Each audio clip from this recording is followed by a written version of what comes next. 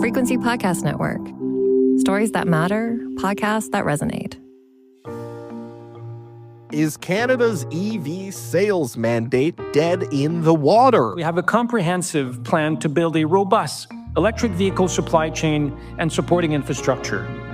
Today, we're announcing the next step in this plan, the Electric Vehicle Availability Standard that drives Canada towards all new light-duty vehicle sales in Canada to be electric or plug-in hybrid by 2035.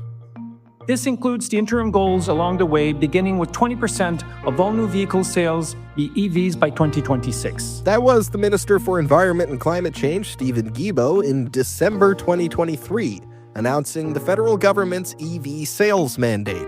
It was supposed to begin next year, but now that's looking increasingly unlikely. This past week, Canada's big auto sector industry groups all came together in Ottawa to call on the federal government to scrap this plan entirely. Why? Well, they say now that the federal government has also stopped subsidizing electric vehicle purchases, the mandate plan is doomed to fail. The government's response so far? Crickets.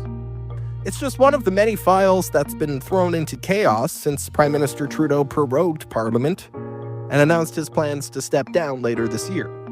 Meanwhile, Donald Trump will take office on Monday, and we are waiting to see if he follows through with that threat to impose 25% tariffs on all Canadian goods, including cars and auto parts. What does it all mean for the vision of Canada as a country with 100% electric vehicle sales by 2035? I'm David Smith, and this is The Big Story. And my guest today is Brian Kingston, President and CEO of the Canadian Vehicle Manufacturers Association. Hi, Brian. Thank you for taking the time. Thanks for having me on. I appreciate it. So you and some of your fellow industry groups in the auto sector came out on Parliament Hill this week demanding the government take another look at its electric vehicle sales mandate. For listeners who may be a little bit out of the loop here, what is the status of the current plan on the books from the federal government for the EV mandate? So last year, the federal government came forward with a zero-emission vehicle sales mandate, which dictates an increasing ratio of EV sales in Canada starting in 2026 at 20%.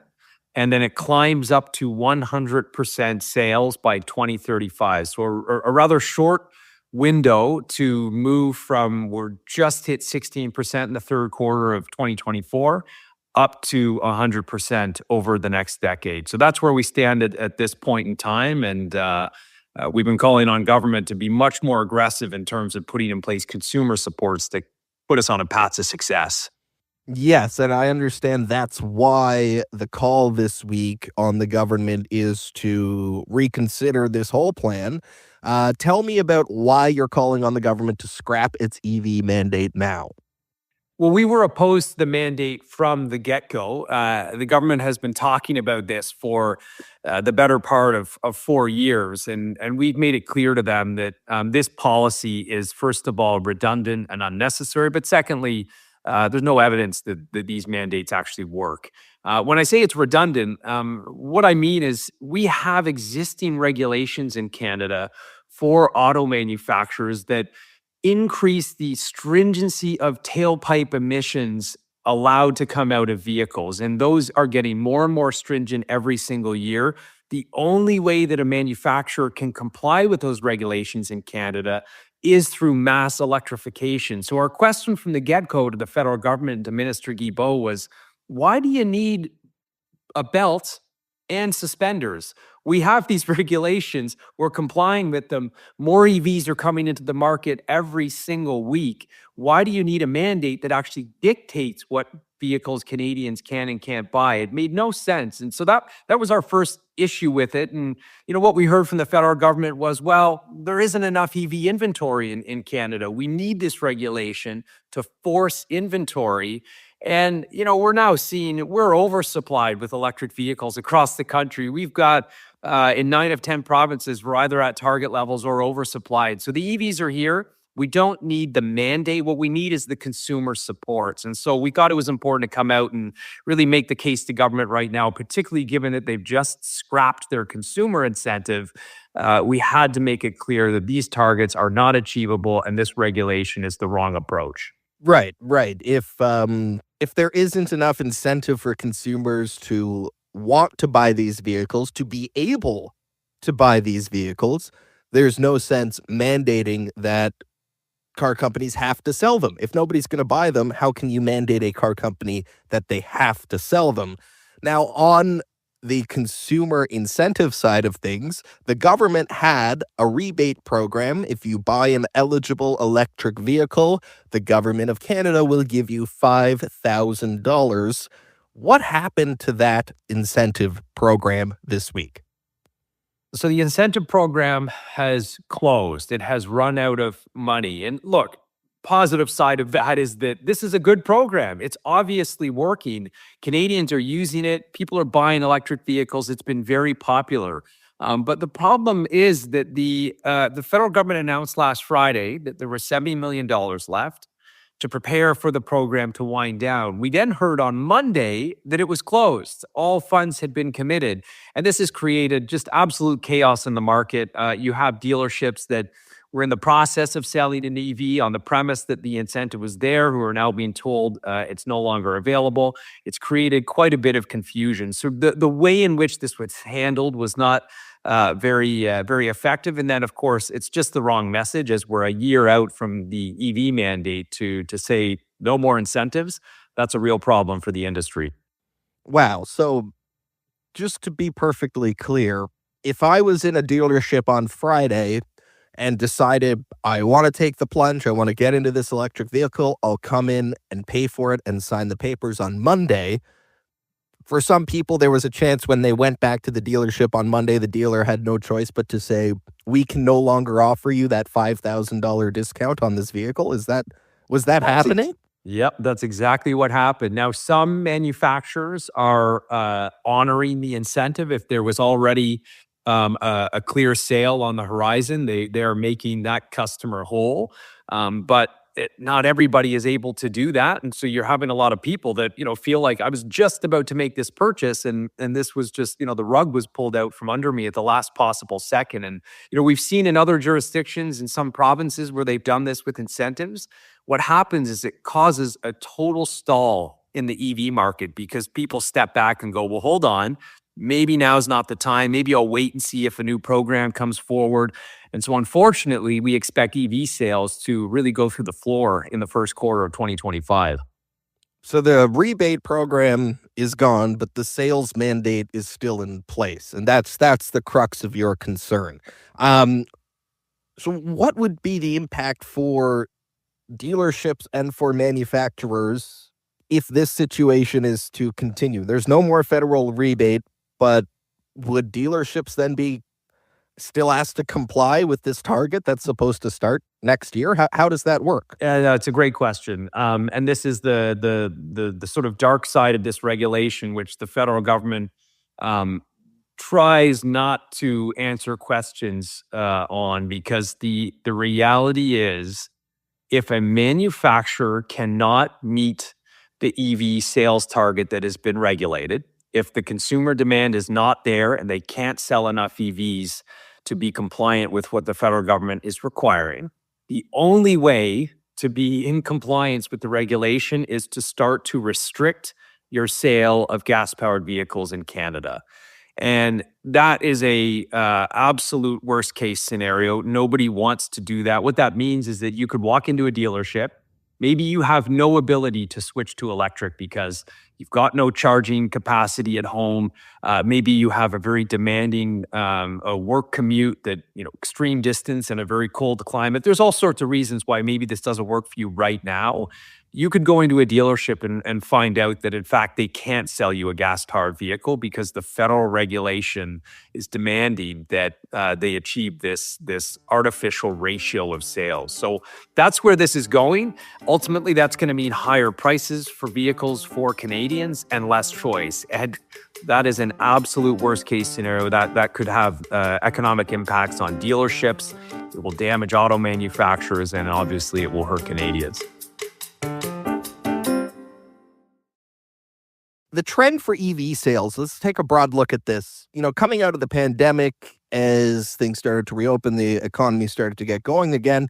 We were hearing news stories for a few years that the trend looked good for EV sales. They were making up more and more of the percentage of vehicles sold. Here in 2025, a year before this mandate is supposed to kick in, what's the trend looking like these days?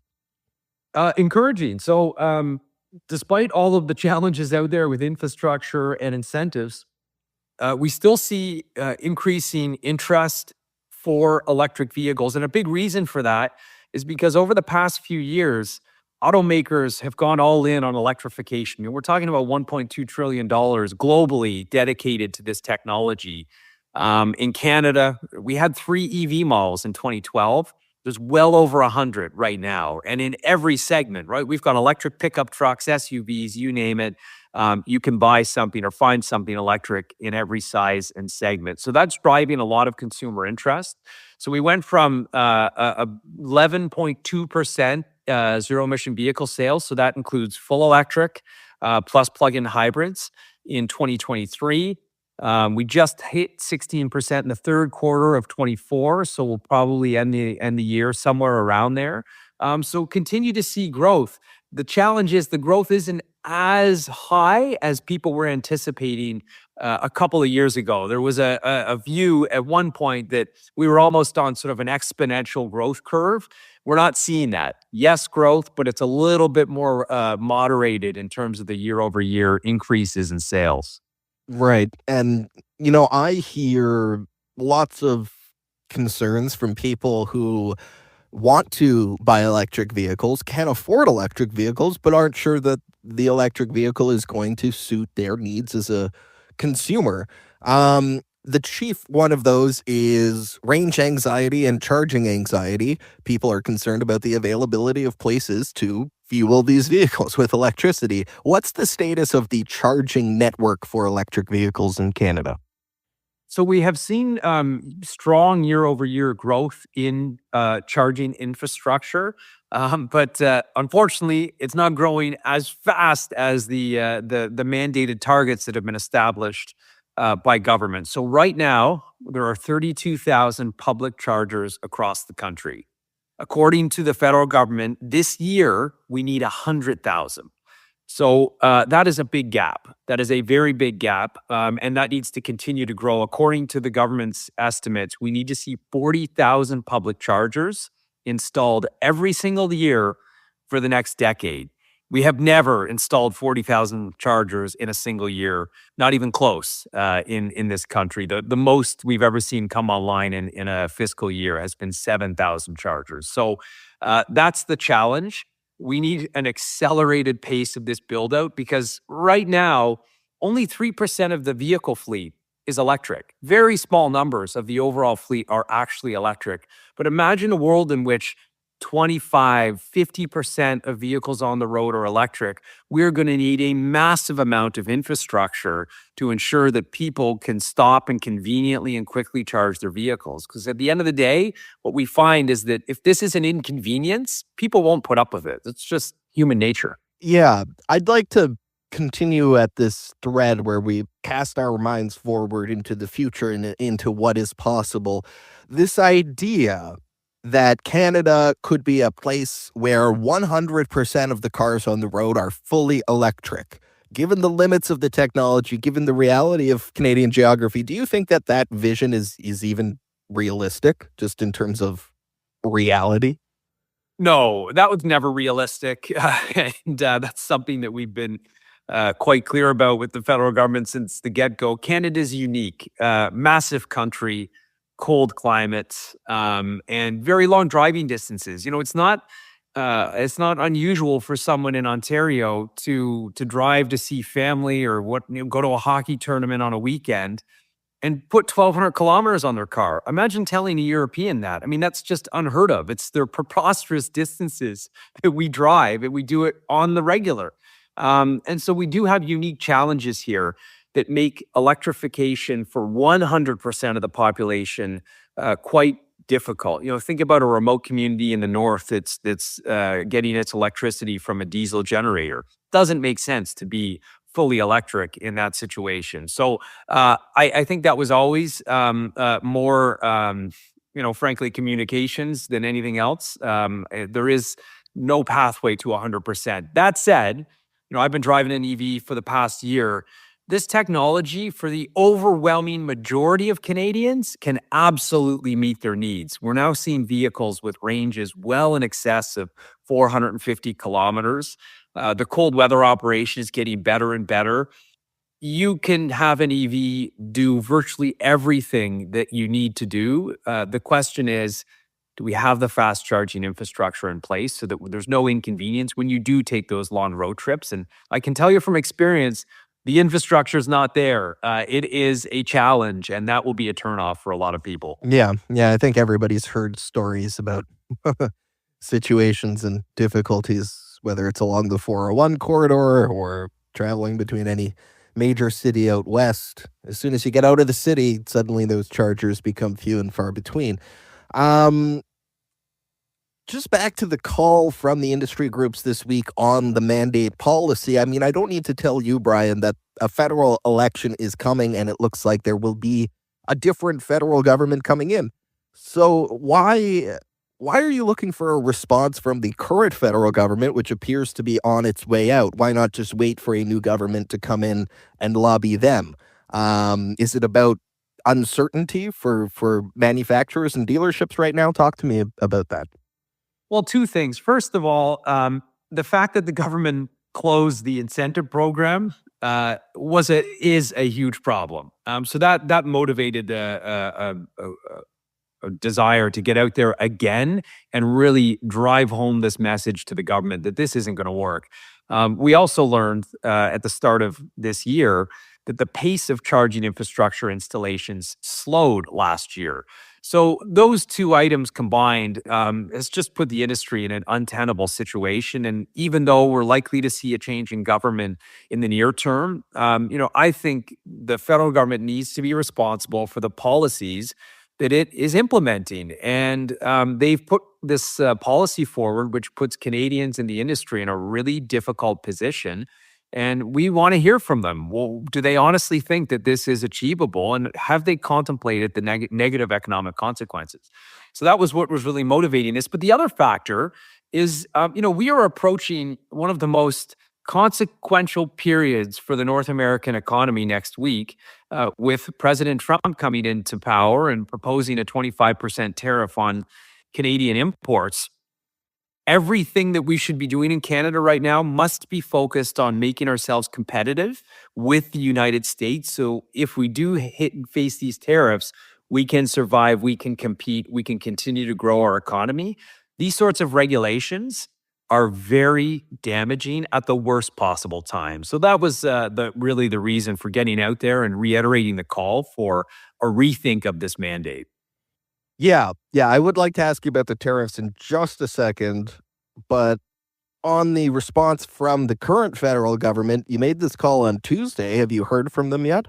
No, and I frankly don't expect to. They have been, we have been giving them, as well as lots of external automotive experts, forecasters. They have received reams of expert advice on the trend line and forecast for EV adoption over the past few years. All of that has been ignored in favor of environmental groups that effectively have given them made up targets. So I don't think that's going to change. I would be shocked. It would be nice if there'd be a bit of dose of reality injected into the government. But, given the track record, I don't think that's going to happen. Okay. 25% across the board import tariff on Canadian products, including cars and auto parts, into the United States. If and when that comes into effect, what will that do in the immediate short term for the auto sector in this country? What kind of immediate impacts would that have? Very significant negative impacts. Just to give you a sense of how integrated we are, I mean, there have been efforts by successive governments over decades to create an integrated North American economy. And so what that means is there is no such thing as a Canadian manufactured vehicle. There's no such thing as an American manufactured vehicle. We build vehicles together with huge amounts of content from North America in those vehicles. You could see a part cross a border 7 or 8 times before it is installed in a final vehicle in Canada or the United States. So this is a highly, highly integrated supply chain. And that's what makes the auto industry competitive with the world. We've been able to introduce new technologies across a broader market, bring down prices, offer more vehicles to consumers because we operate as one large North American market. So with a tariff of 25% on every single input, every time it moves across the border, we are looking at potential production stoppages. You could see job losses. This is a very, very bad situation. And let me be clear, this isn't just bad for Canada. This is bad for the United States. You'll recall when the Ambassador Bridge was blocked, we saw production shortages in the US because inputs, goods from Canada couldn't get to assembly lines in the United States. We are so tightly integrated in this supply chain. When you put a tariff like that in place, it will have negative consequences across the industry. Yeah, I have heard it phrased this way recently. There's no American auto sector and Canadian auto sector. It's one sector. It's one fully integrated industry. So on whatever it is that incoming President Trump is looking to achieve with this, and just lots of speculation about what, if anything, he is looking to achieve with this. Broadly speaking, Brian, the current trade rules for the auto sector in Canada and the US, is that working for everyone right now? It's a long history on that file, back to the Auto Pact in the 60s. But is it broadly working right now? Are people more or less happy with the rules in place for the trade of autos and auto parts across the border? Yes, very much so. And that's what makes this whole situation so complexing. Just a few years ago, we negotiated a new trade agreement at the behest of the Americans and President Trump.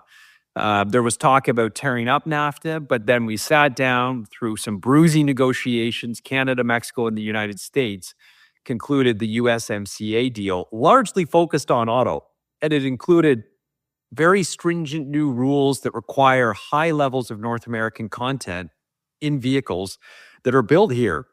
That agreement's working. Automakers are complying with it. We're seeing huge amounts of investment in the United States, big levels of investment in Canada as well, over $40 billion. So by every metric, this agreement is working and it's doing exactly what it intended to do. More North American content, more investment, more jobs in the United States. That's what makes this complex, rather odd, because we just signed this deal. It's only been in force for a few years. This is akin to, building a brand new home, much hard work. Then you walk into it on day one and you light it on fire. I mean, it makes no sense to do that, given that we just put in place this structure in this agreement. So the deal's working. I do think there's a path forward. We do build things together. And at the end of the day, tariffs are taxes. Prices are going to go up for Americans if this persists. And I don't think people are ready to acknowledge that. Okay, well, we will wait and see what happens next week when all of this kicks off in earnest. Inauguration Day is on Monday. Brian Kingston, thank you so much for your time today. It's been great to have you as a guest on the show. Thanks for having me. I really appreciate it. And again, Brian Kingston is the president and CEO of the Canadian Vehicle Manufacturers Association. That was the big story for today. You can send us feedback on this episode or any other episode by emailing us at hello@thebigstorypodcast.ca or leave a voicemail at 416-935-5935. You can find us on the Seeker app or on all your favorite podcast players. Please rate, review, follow, and share. I'm David Smith. Thank you for listening.